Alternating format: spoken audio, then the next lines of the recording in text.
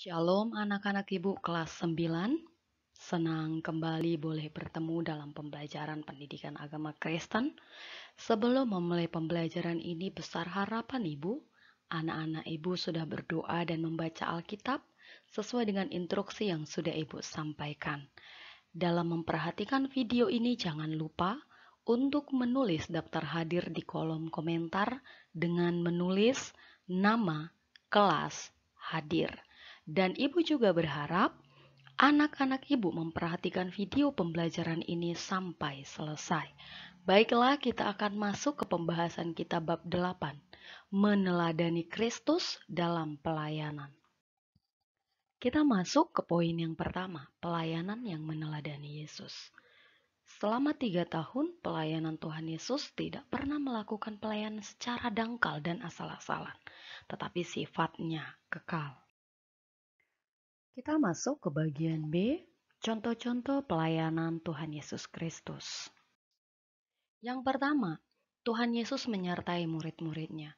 Pelayanan Tuhan Yesus kepada murid-muridnya dinyatakan melalui penyertaan Yesus saat para murid menghadapi bahaya maut, membuat hati dan hidup para murid merasa terselamatkan. Nah, ini pelayanan, artinya Yesus mengayomi, Yesus melindungi, yaitu para murid-muridnya. Bahkan ketika Yesus juga terangkat ke sorga, Yesus juga menunjukkan pelayanan dengan cara menyertai, menguatkan, dan mengutus para murid. Ini menjadi pelayanan yang disampaikan Tuhan Yesus kepada para murid pada saat itu. Bukan sampai di situ saja, kita perhatikan bagian yang kedua, makan bersama dengan orang lain. Tuhan Yesus sering makan dengan orang banyak dan makan secara pribadi. Ini diambil dari Matius 2 ayat 15. Makan bersama dengan orang lain maupun secara pribadi itu bertujuan untuk mengenal lebih dekat dengan seseorang. Jadi ketika makan bersama, maka di sana ada percakapan, saling berbicara. Nah, di sana semakin memahami, semakin dekatlah hubungan. Jadi, dalam pelayanan yang dilakukan Yesus makan bersama dengan orang lain, itu bisa kita contoh di dalam pelayanan kita bersama dengan orang lain. Yang ketiga, bisa kita perhatikan peduli terhadap kebutuhan orang lain.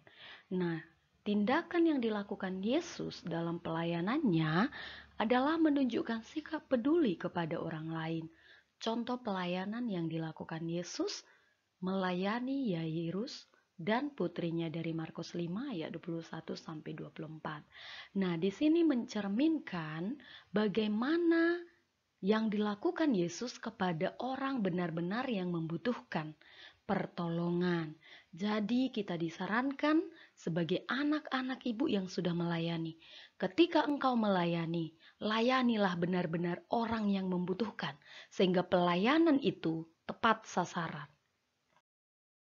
Bagian keempat, pelayanan secara pribadi. Tuhan Yesus juga melakukan pelayanan pribadi, artinya personal, kepada perempuan Kanaan yang anaknya sedang sakit.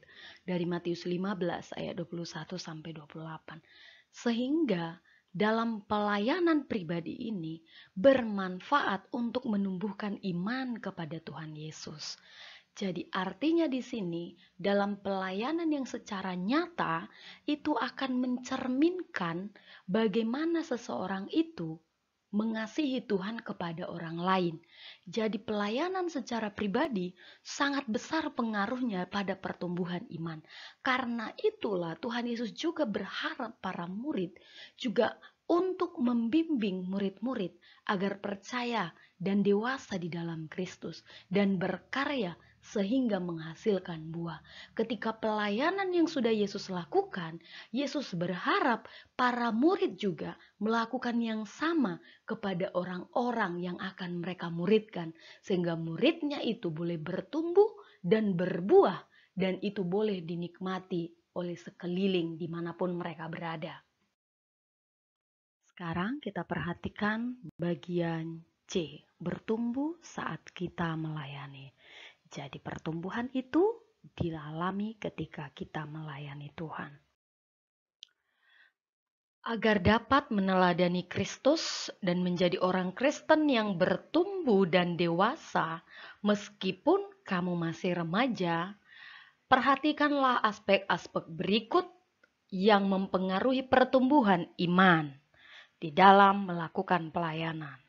Yang pertama, dalam hubungan dengan Tuhan. Dalam hal ini, pertumbuhan iman kita lebih mengasihi Tuhan.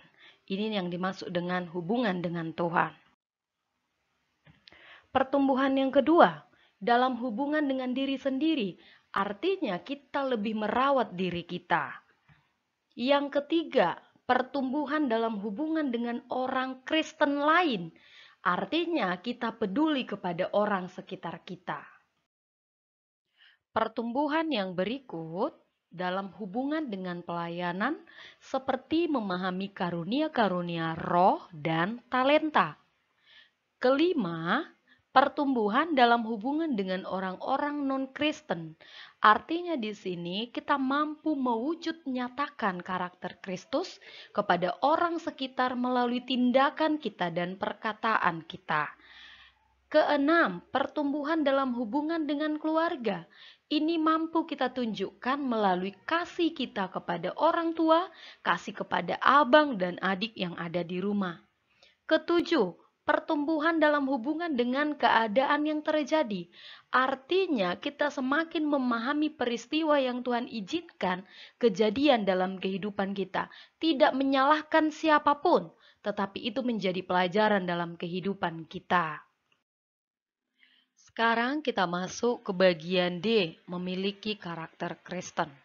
Beberapa karakter dasar yang perlu kita miliki sebagai pelayan Tuhan dan sesama sebagai berikut. Yang pertama, memiliki karakter hati hamba. Artinya, karakter hamba adalah bukan memerintah, bukan menjadi seorang pemimpin yang otoriter, tetapi hati yang mau melayani, bukan dilayani. Yang kedua, memiliki komitmen. Arti komitmen adalah suatu pendirian yang teguh untuk melayani Tuhan. Nomor 3, memiliki sikap kepemimpinan yang rendah hati. Artinya, pemimpin yang tidak sombong, pemimpin yang tidak angkuh, tetapi sikapnya ramah kepada siapa yang dia layani. Yang keempat, memiliki hati yang mau memahami, artinya peduli kepada kebutuhan orang lain. Sebagai orang-orang muda Kristen, kita dipanggil untuk terlibat dalam pelayanan Kristen, pelayanan bagi Tuhan dan sesama, pelayanan di dalam rumah Tuhan dan pelayanan di dalam keluarga. Pelayanan orang Kristen yang sesungguhnya adalah suatu pelayanan yang melibatkan Tuhan melalui peran Roh Kudus dan firman-Nya, yaitu kebenaran firman Tuhan, yaitu Alkitab. Terutama semua itu untuk kemuliaan bagi nama Tuhan. Perhatikan yang menjadi tugas anak-anak ibu. Perhatikan buku BOS halaman 107 kegiatan 4 penilaian diri. Di kolom nomor 5 sampai dengan nomor 8 isi sesuai sikap yang sudah anak-anak ibu sanggup melakukannya. Contoh, itu disiplin di kolom nomor 5. Apakah kamu jarang atau sering atau tidak pernah dan sebagainya checklist. Atau untuk membantu, buka di Galatia 5 ayat 22 sampai 23. Lihat karakter mana yang sudah anak-anak ibu sanggup untuk melakukannya. Dan silahkan isi sampai nomor 8. Demikian evaluasi anak-anak ibu. Dan ibu juga berterima kasih telah memperhatikan video ini sampai selesai. Tetap jaga kesehatan. Tuhan Yesus memberkati.